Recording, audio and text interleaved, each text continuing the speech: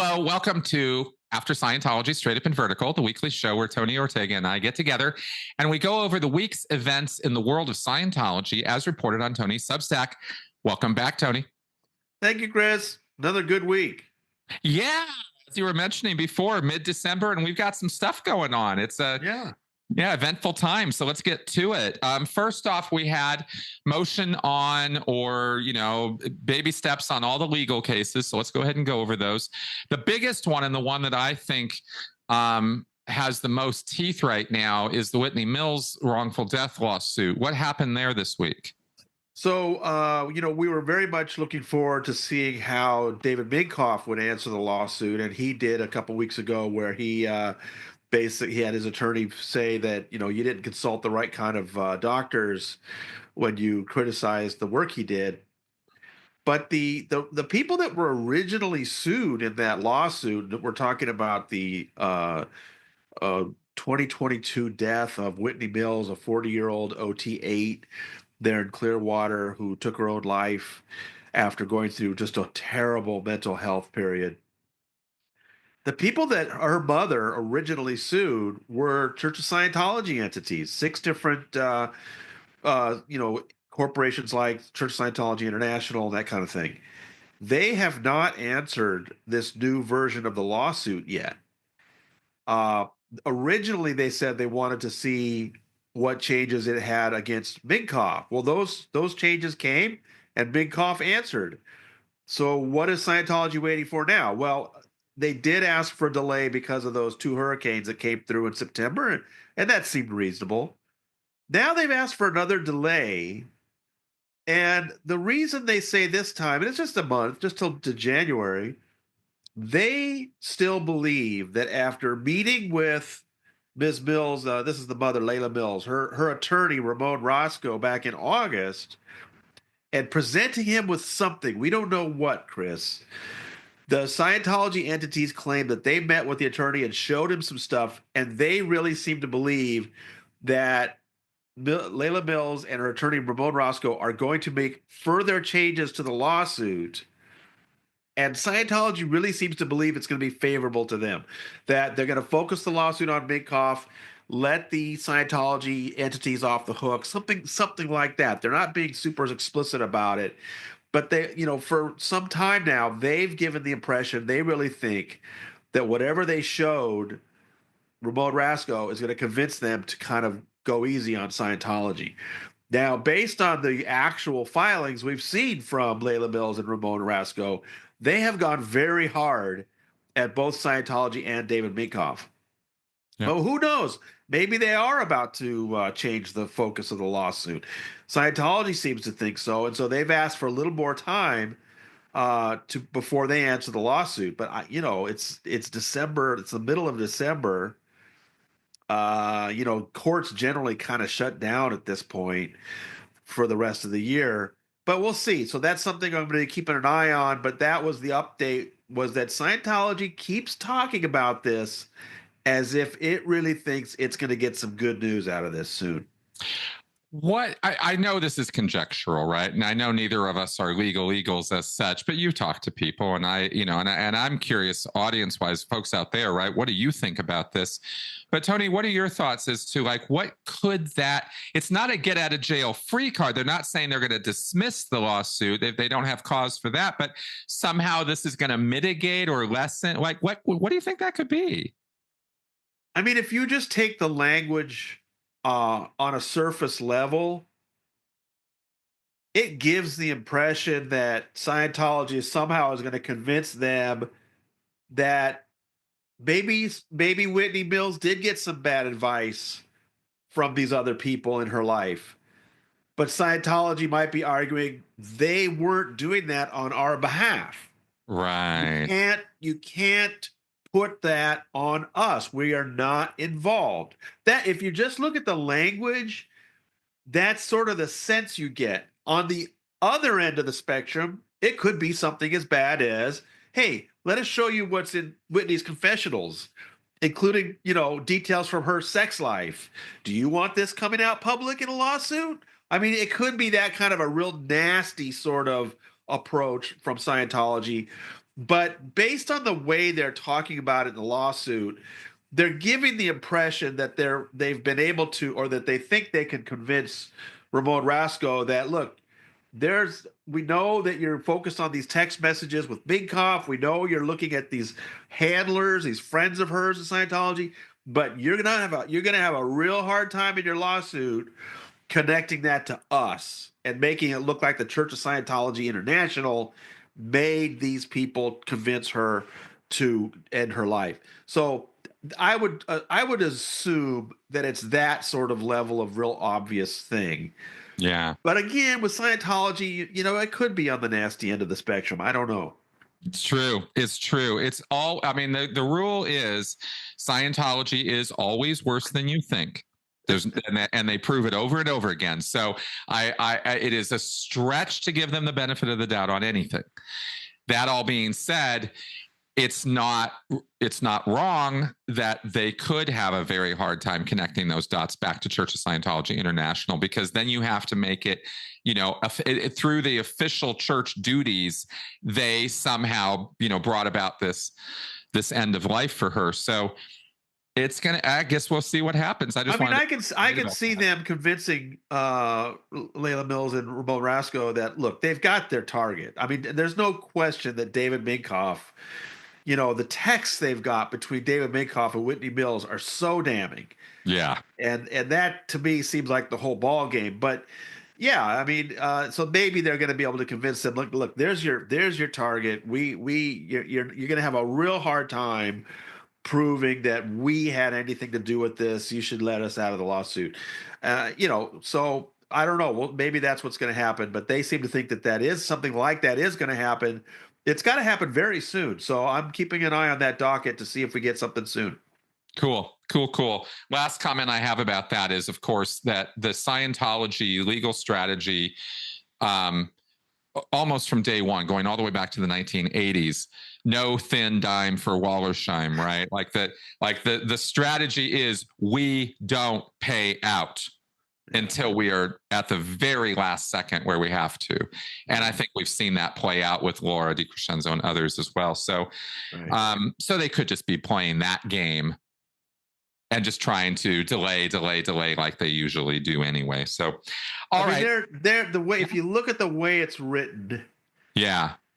And this is like, these are not the attorneys that handle Scientology stuff involving David Miscavige. Those lawsuits, they always come in real aggressive, really awful. They always act, they have this terrible language. These attorneys in this lawsuit are more like, I think you included us and you really shouldn't have. We're not really involved in here. And they're keeping it at that level, and they're hoping to convince them of that. But so we'll see. I mean, maybe Ramon Rasco will come back and say, look, we're going to focus on Minkoff. So we'll see. Fair enough. All right. Now, Danny Masterson. Okay, so convicted criminal in prison. He has an appeal process that has now started, and we've been tracking this step by step. And there was some activity on this week. Right. So we had talked earlier, Chris, about how so I got a hold of some court documents showing that Judge Olmedo was unhappy that she was hearing from some jurors in the second trial, the jurors that did convict Danny Masterson and sent him to prison, or she sent him to prison, but that they were getting contacted by the defense team as Danny's defense team works on his appeal. So this week there was an actual hearing in her court, and Megan Cuniff went down there in L.A. and sent me her report. Very cool. She's such a good reporter. I encourage everyone to go see her Substack. She covers all kinds of amazing legal cases. She's kind of specialized in rappers and their legal troubles. She's found a very cool niche. Anyway, but I met her by covering the Danny Masterson case, and she was interested in that. So that's how she continues to help us out. So I'm super grateful for that. So she went down there. The DA. So a little bit quick background. The second trial ended on May 31st, 2023, last year, with conviction, two counts, conviction of forcible rape, and only a month later, before Danny was even sentenced, he was immediately taken into custody, but he was held in jail at that point. He didn't go to state prison yet. But before they could even sentence him, Sean Hawley, one of his two trial attorneys, was able to figure out who the foreperson was.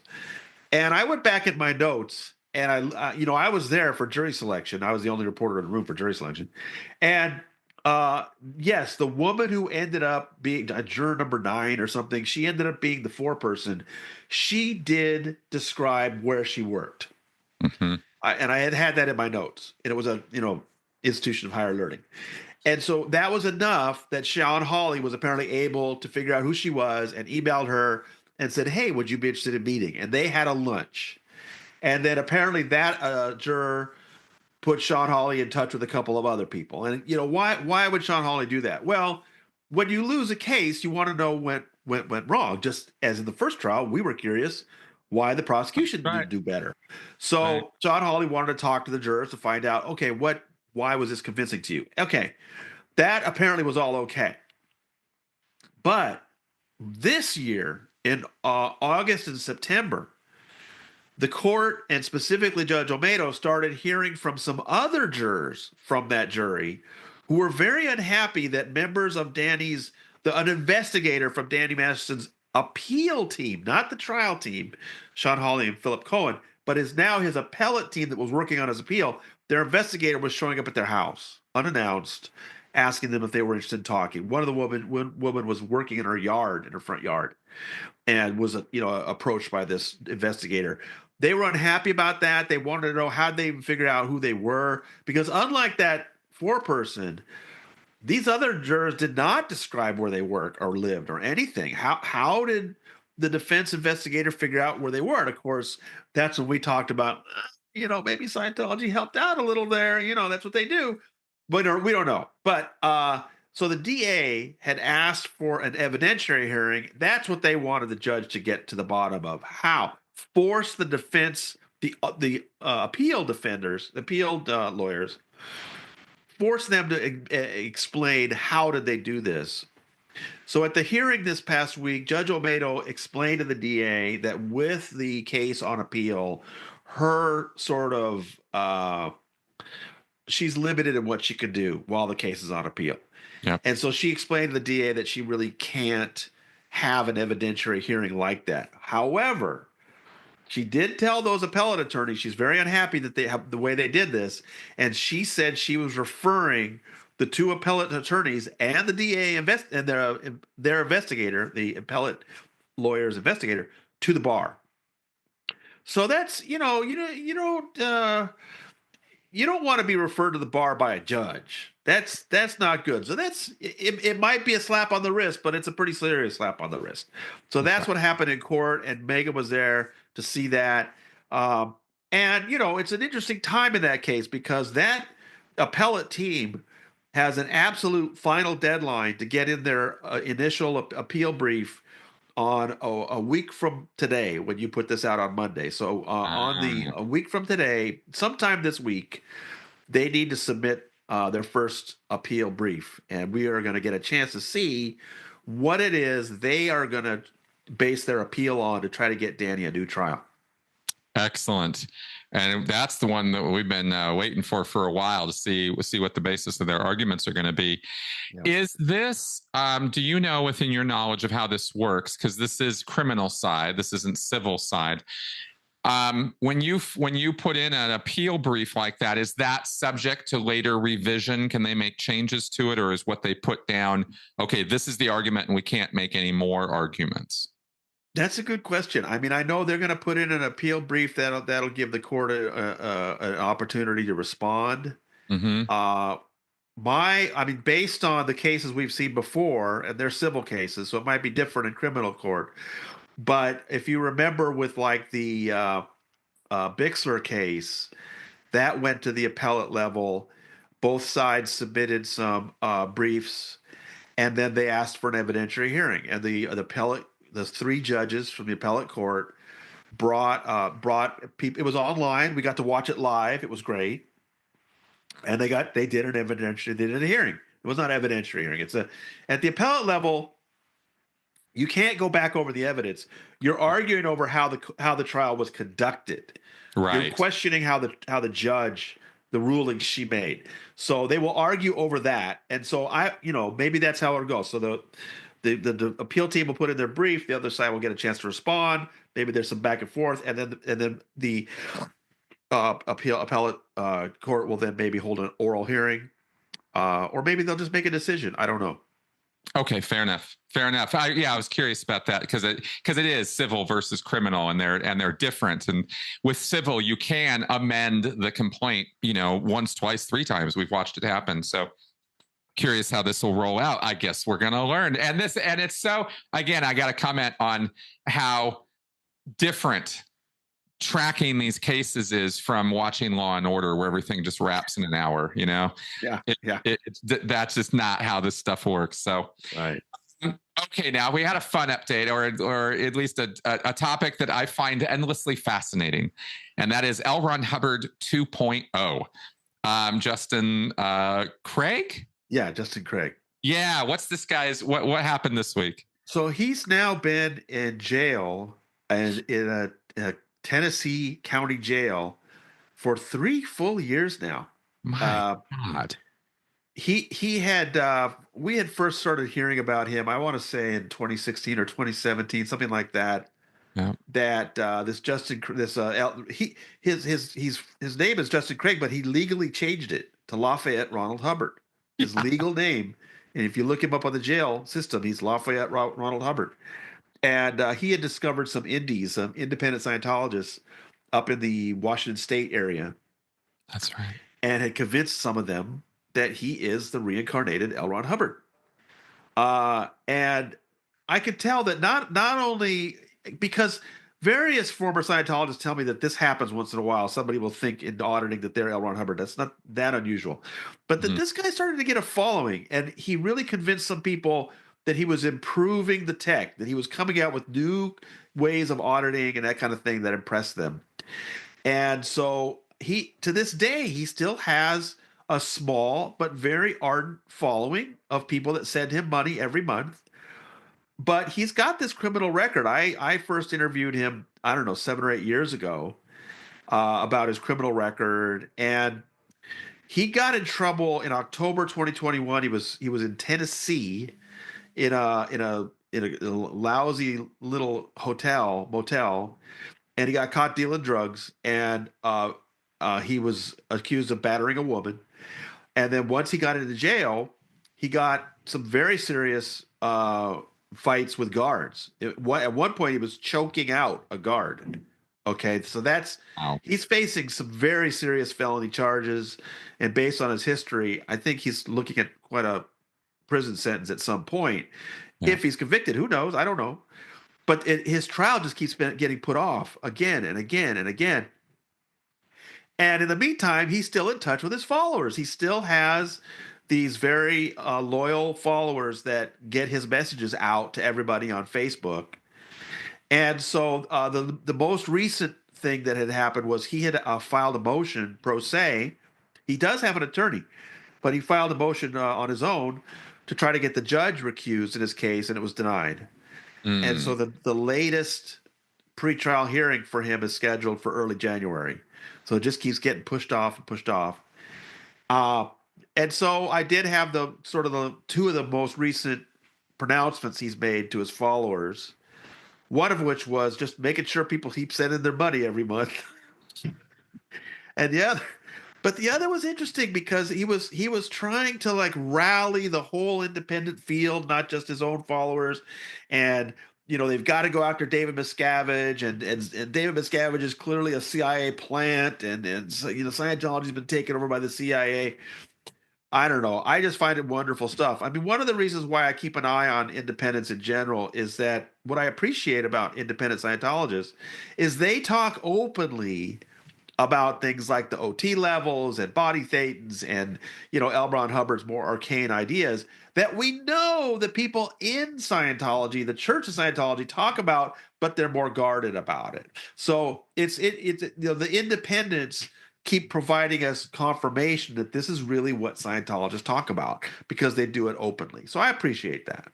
Absolutely. And I mean, and I have to give some kudos and thanks in that direction, as much as I might give them a hard time for their holding on to those beliefs, because they also distribute all the Scientology material out there on digital. I mean, they've scanned so much stuff, put it up there. There's sites, etc., where they share this stuff.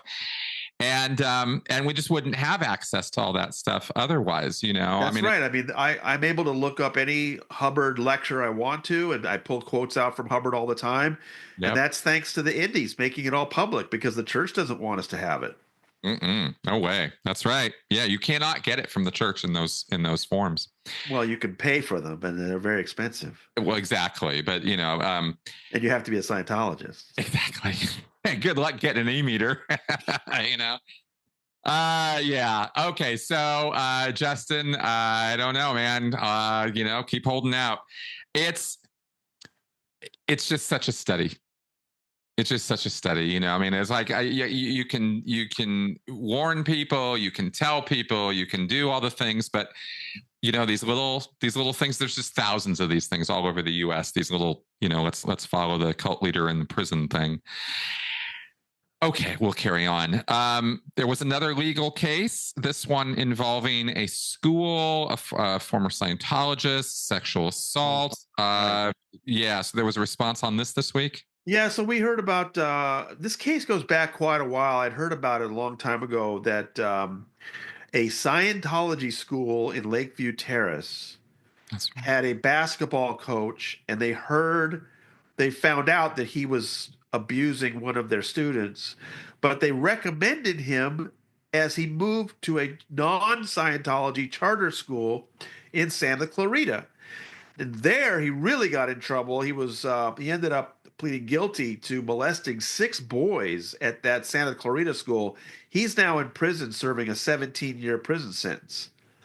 So the victim in the Scientology school now has an attorney, and they are suing that school for just pushing the guy on to the next place where he can victimize people and not doing something once they learned that he had harmed this boy. Yep. So that lawsuit, the law firm who brought that lawsuit put out a press release a few weeks ago, and we wrote about that. But I've been keeping an eye on the docket because I want to see how is this school going to answer, because of course we want to know, are they going to be defended by the big Scientology lawyers that defend the church? And I kind of doubted it, and no, the answer that came in from the school came in from a couple of Riverside attorneys I hadn't heard of before. I looked around and I didn't see that they've ever handled any Scientology cases before.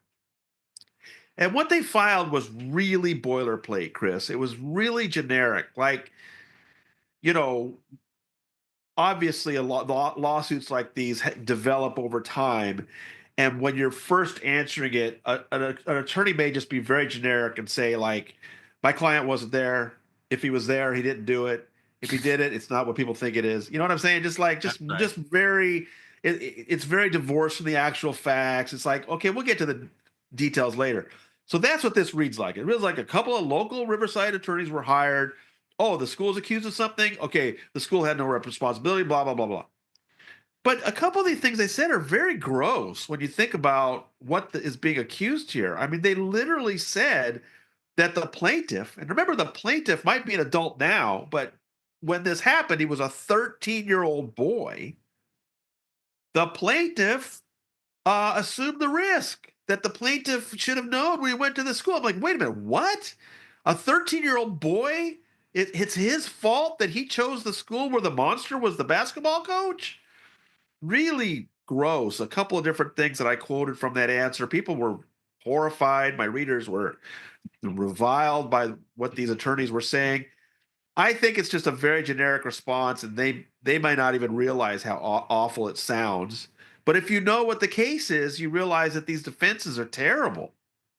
So I'm looking forward to the how the reply from the plaintiff's attorneys, who were very aggressive. Like I said, they put out a press release. They want people to see this lawsuit. So I'm looking forward to see how they come back.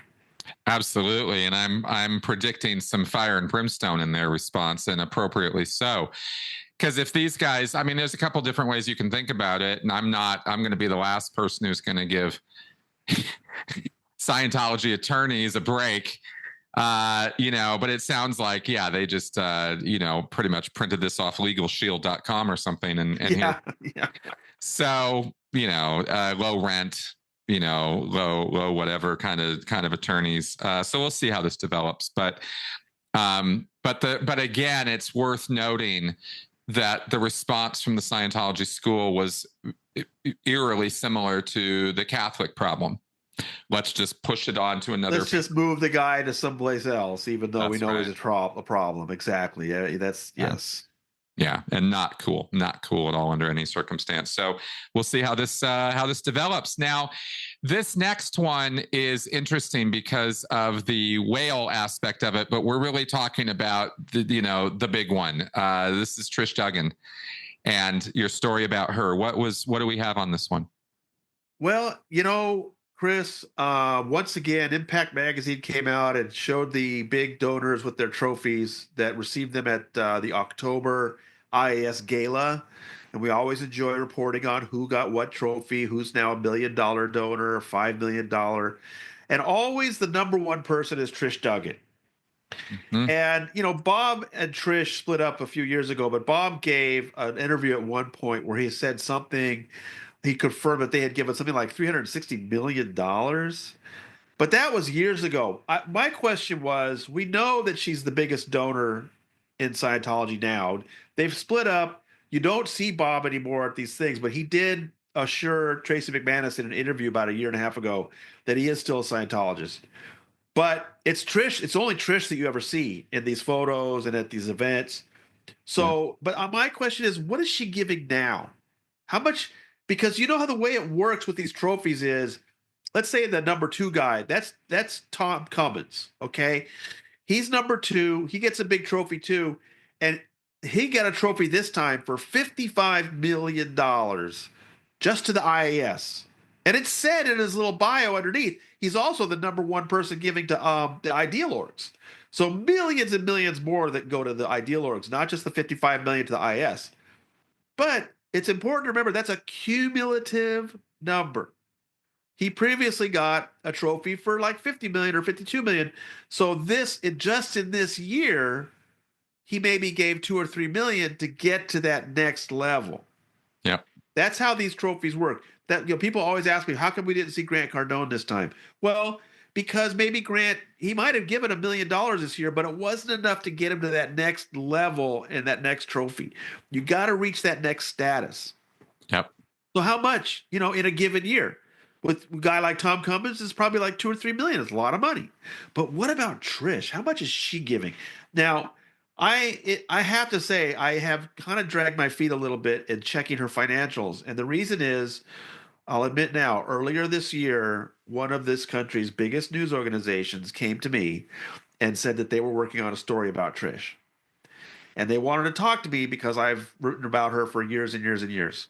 Yep. And they told me that they had looked into her financials and they had found some really interesting things. And then I remembered, I haven't looked lately. Okay, well, you guys got there first. I'll wait until you guys do your story, and then I'll do something later. So I've been waiting and waiting. And they told me the reason why they were looking at Trish is not just because she's Scientology's number one donor, but because she's also one of Donald Trump's biggest individual donors. And that's what this organization was working on a story about.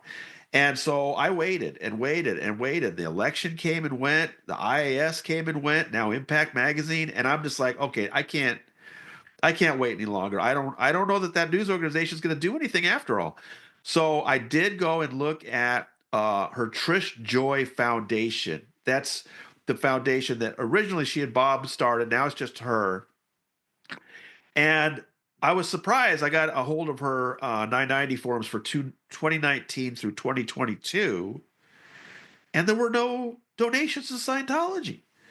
And in the paperwork for that foundation, it says the grants from this foundation can only go to Scientology and its subsidiaries, but there weren't any.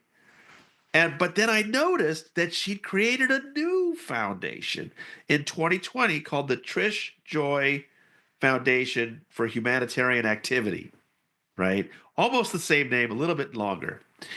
And in 2021, that foundation started giving grants to the IAS, and they're listed in there. And that first year, she gave $3.8 million just to the IAS. Now that's a lot of money. That's like what you would expect Tom Cummins to give, but that's not really Trish Duggan money. It turns out she was just getting ahead of steam. 2022, which is the latest year we have records, she gave 10 individual grants to the IAS, totaling $18.5 million. You have to understand, there's probably only 7 or 8 Scientologists who have ever given that much in their entire careers. Yeah. And she gave it to the IAS in 1 year, $18.5 million. Yep. Yep. So that answers my question. I was curious, how much is she giving now? And so now you can see why she's still getting the big trophies.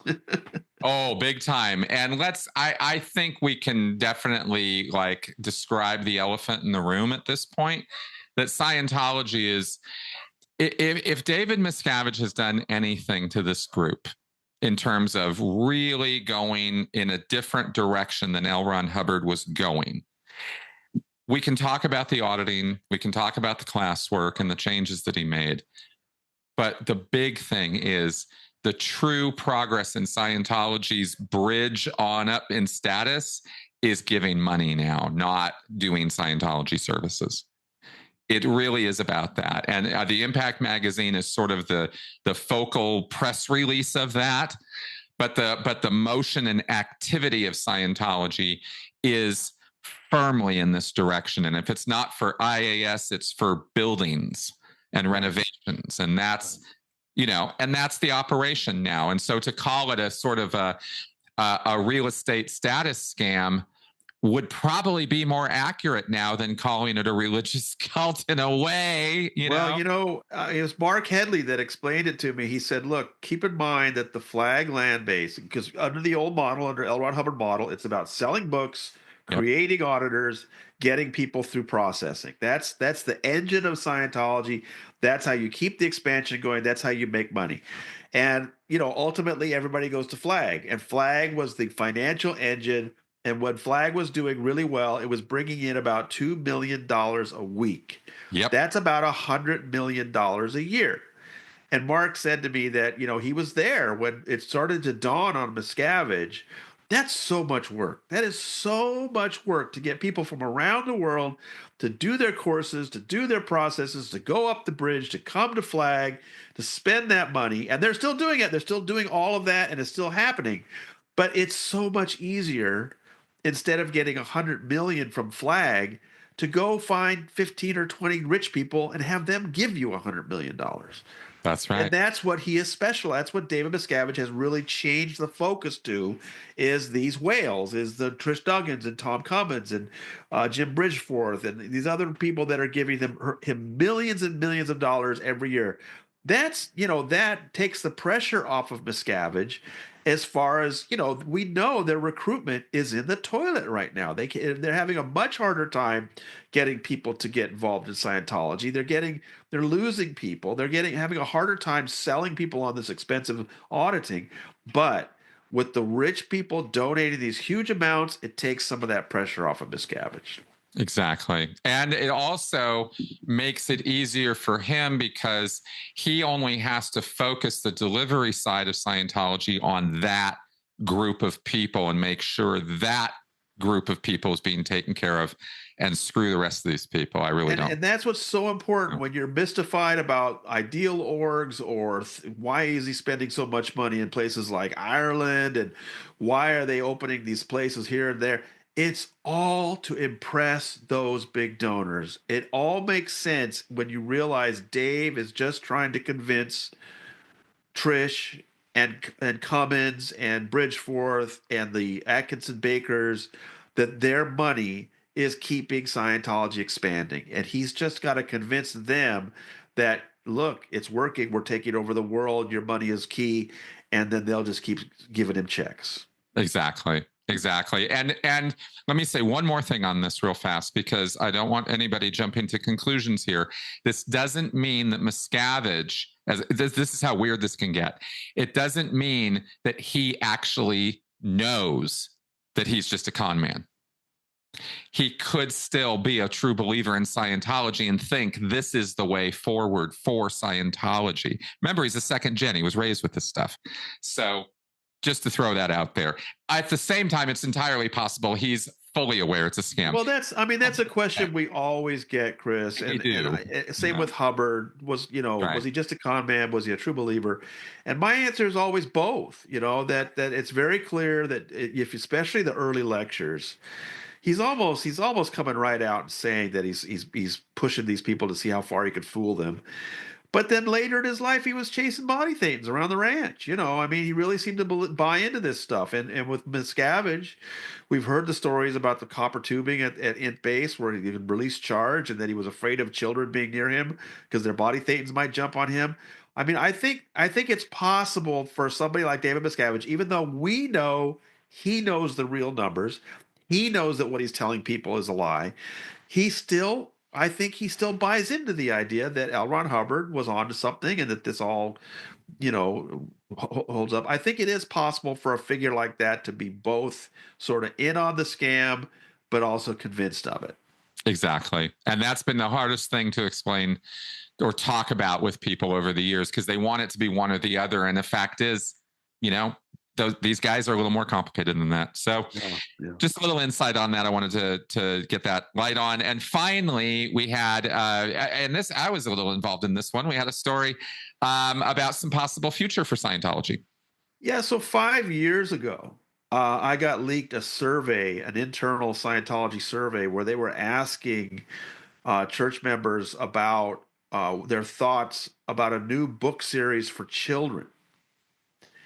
And I never saw anything after that, but it was interesting to hear that they were thinking about it. And then I was talking to you the other day, and you mentioned you heard something similar to that very recently, that there was some new initiative for kids or books for kids coming. And I reminded you that I had done that years ago, and you said, no, that's very consistent with Scientology. It could take them a long time to figure this out, get the approvals. So maybe something is coming. And then, like the same day you and I had that conversation, I got forwarded this flyer from one of my readers that this past Friday night at the Fort Harrison Hotel, Scientology had what it describes as the first ever youth graduation.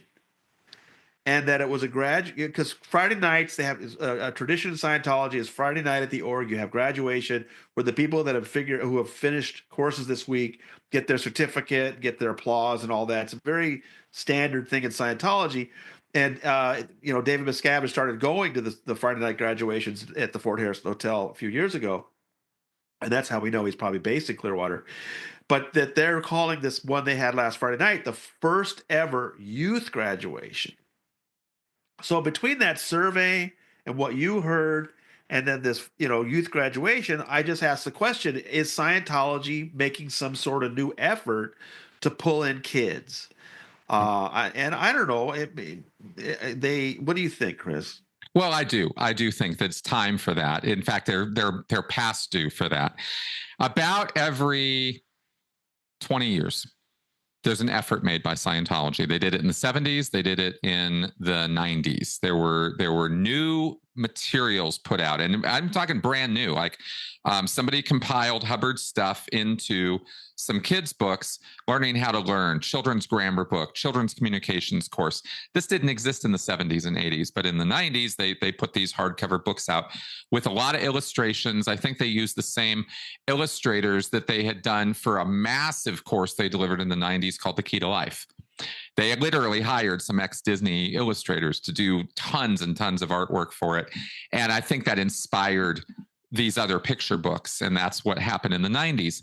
And we haven't seen or heard anything for kids ever since.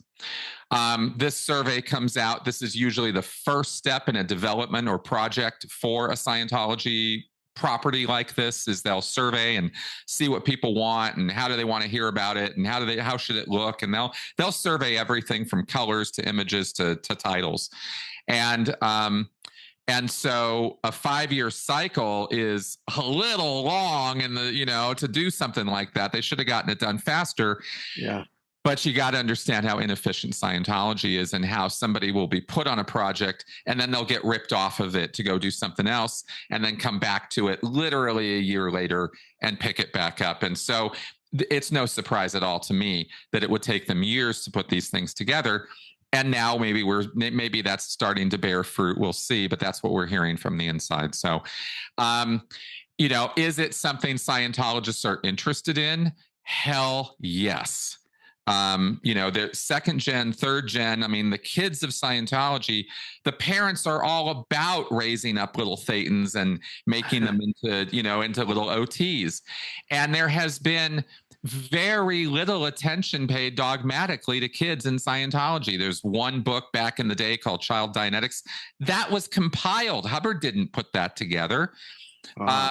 He just didn't pay much attention to kids. So it really did rely on Scientologists to put his stuff together, make it kid friendly, and put some stuff there. And it's really just been along the lines of the basic stuff, the learning stuff, the communication stuff. That's as far as they've ever gone with it.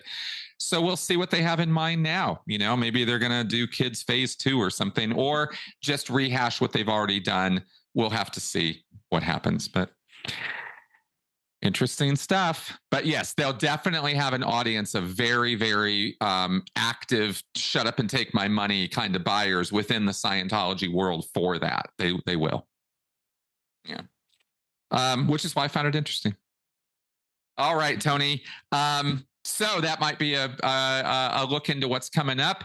As far as this week, when does that appeal brief come back, and what else do we? It's due a week from today, a week from Monday today, but it might come in earlier this week. Might come in Thursday or Friday. So I'll be looking for it. I may not be the first one to get it, but I'll definitely be diving into it. Everybody else will as well.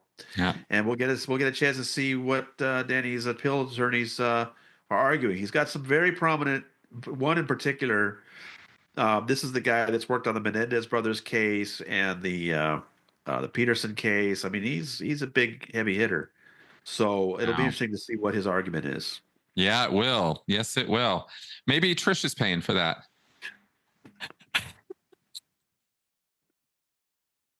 Yeah, she probably is indirectly. Probably, yeah, cut out or something. All right, folks, thanks for coming around, listening to us summarize the week's events. As you can see, there's a lot going on, even in the middle of Christmas season here. So let's see what happens next week. Tune back in. You can see the address for Tony's Substack on the screen right there, as I remind you every week. Check it out, get subscribed, get your daily notifications, and come on back on Monday for the weekly wrap-up. See you guys next week. Bye-bye.